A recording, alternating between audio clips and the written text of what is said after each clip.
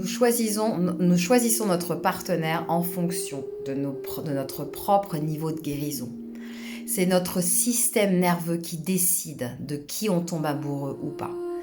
Vous ressentez que c'est votre cœur. On vous a dit que c'est votre cœur. On vous a dit que c'est notre esprit. On nous a tous dit ça, mais en réalité, c'est notre système nerveux qui analyse celui de l'autre et décide si une histoire d'amour peut commencer. Voici 5 façons dont il procède pour nous, pour qu'à chaque fois, en fait, on rencontre quelqu'un, cela se passe à notre insu. Donc, bien avant que l'attirance n'atteigne notre esprit conscient, le fait de ramener ce qui est caché à la conscience, de comprendre, notre corps a déjà fini de lire le sien et pris sa décision. Vous pouvez guérir en utilisant une certaine méthode qui est utilisée aux États-Unis de transformation. D'abord, cette alchimie qui nous fait perdre la tête, le premier cas. On rencontre quelqu'un, le sol se dérobe sous nos pieds, une attraction instantanée, fulgurante, une décharge électrique, donc comme un coup de foudre justement. C'est en aucun cas autre chose que notre système nerveux. En quelques minutes, on ressent qu'il y a quelque chose, de spécial. Les gens appellent cela l'intuition, l'univers qui nous montre le chemin. Ben, pas du tout. Quand je dis que tout se passe dans le corps, tout est à l'intérieur de nous. En quelques minutes, votre système nerveux fait quelque chose de bien plus précis. Il a identifié un autre système déréglé qui correspond au nôtre. Les blessures s'alignent, les schémas d'activation sont familiers. Notre corps reconnaît l'autre corps comme quelqu'un de capable de recréer la dynamique dans laquelle on a grandi et interprète cette connaissance comme une connexion très profonde, la plus profonde qui soit. La chimie, justement, que l'on considère comme un signe, c'est notre système nerveux qui rencontre son miroir. C'est pourquoi les relations les plus magnétiques sont souvent celles qui causent le plus de souffrance. Le cas numéro 2, être attiré par des personnes difficiles à conquérir, celles qui nous laissent dans l'incertitude, celles qui prennent leur distance dès qu'on s'approche un peu plus. D'où fuis-moi, je te suis, enfin tous ces trucs-là qui sont complètement obsolètes. Celles dont nous devons gagner l'attention encore et encore. Eh bien, on ressent cette attraction avec la même intensité que l'étincelle, que le coup de foudre, la première, comme une preuve que celle-ci compte vraiment. Notre système nerveux recrée les conditions dans lesquelles l'amour a été donné quand on était petit et imprime effectivement tous les traumas, tous les schémas qu'on a vécu petit. Si l'amour doit se mériter, alors les personnes que l'on rencontrera vont exiger qu'on le mérite. Et ça va te sembler être de l'amour.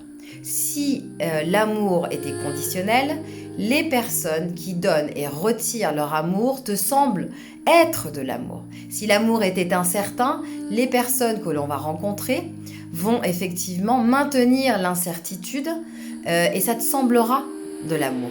Notre corps s'aligne à l'architecture émotionnelle de notre enfance, car c'est la seule architecture qu'il a appelée l'amour. L'attirance que nous ressentons envers des personnes difficiles à conquérir est notre système nerveux qui cherche à atteindre la version de l'amour qu'il a développée en lui tout au début de notre enfance. 3. La personne est véritablement sûre qui n'a laissé absolument aucune impression. Donc on a pris un café avec quelqu'un de gentil, cette personne était très intentionnée, présente, stable, elle posait de bonnes questions, intéressantes, on était véritablement disponible, elle était véritablement disponible pour nous. Et on est parti avec un sentiment presque neutre, calme, serein, indifférent. Donc on a classé cette personne comme un ami ennuyeux ou comme une personne sympathique à qui il manquait quelque chose, une sorte de magie. Notre système nerveux faisait simplement son travail, exactement comme il l'a toujours fait. Le système nerveux régulé en face de vous n'a rien fait bouger sur le compteur à l'intérieur. Votre système de balayage, le scanner nerveux, a détecté qu'il n'y avait aucune charge là où il y aurait dû y en avoir. Il y aurait dû y avoir de la familiarité. Alors, il a classé comme quelque chose, comme quelqu'un à oublier. Ce qui faisait justement de cette personne quelqu'un de sain. L'a rendu invisible à notre système nerveux entraîné à rechercher l'intensité. 4. Tout comme on tombe plus facilement amoureux quand on est stressé ou quand on est seul. On croise 2 fois la même personne, par exemple. La première fois, on a une vie bien placée. On est heureux, on est dans une bonne période. On la remarque à peine, cette personne. La deuxième fois, on est stressé, épuisé, seul. On tombe amoureux d'elle en 1 semaine. La personne n'a pas changé, et c'est notre regard qui a changé. Un système nerveux déréglé devient plus pressant dans sa perception de tout autre système qui apaise brièvement le nôtre, nous donnant l'impression d'avoir trouvé la bonne personne. Ce soulagement produit ce qui ressemble à un coup de foudre. C'est pourquoi tant de relations qui ont commencé pendant ces périodes difficiles de notre vie ont du mal à survivre au retour à la stabilité. Le système nerveux qui les a choisis était celui qui avait besoin d'être apaisé, et une fois que cet apaisement n'était plus nécessaire, l'incompatibilité s'est révélée. 5. Le soulagement de rencontrer quelqu'un de capable de supporter votre intensité. On rencontre quelqu'un et quelque chose de différent se produit. L'attirance est là, mais elle est plus discrète. L'intérêt grandit progressivement. Cette personne est présente, ancrée, capable de nous accueillir tel qu'on est, sans broncher. Notre système nerveux se sent apaisé en sa présence. L'activation habituelle s'atténue. Voilà à quoi ressemble lorsque le système nerveux en voie de guérison fait son choix. L'analyse se poursuit. C'est toujours notre corps qui fait le tri. Mais les critères ont changé. Le système nerveux recherche désormais la capacité, la stabilité. Quelqu'un dont le système nerveux peut supporter le nôtre. Le soulagement que nous ressentons est réel. Notre corps vient de reconnaître ce qui est réellement la sécurité, peut-être pour la première fois.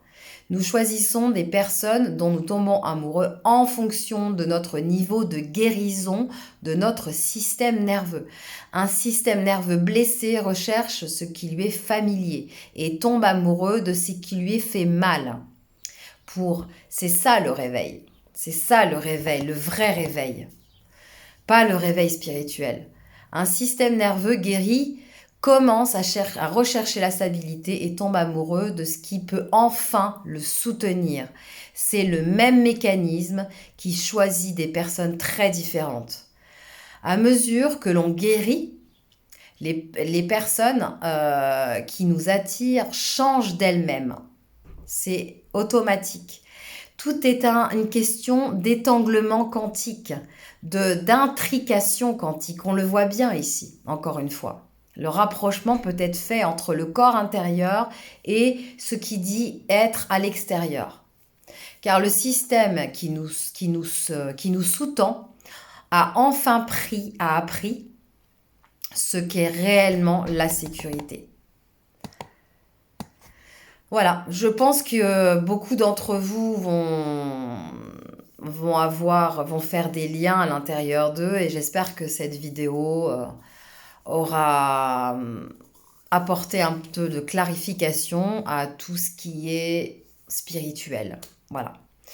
Genre l'univers a mis sur mon chemin, c'est mon âme, mon âme sœur, mon ceci, mon cela. Donc vous voyez, il y a toute une explication qui finalement vient de l'intérieur de chacun.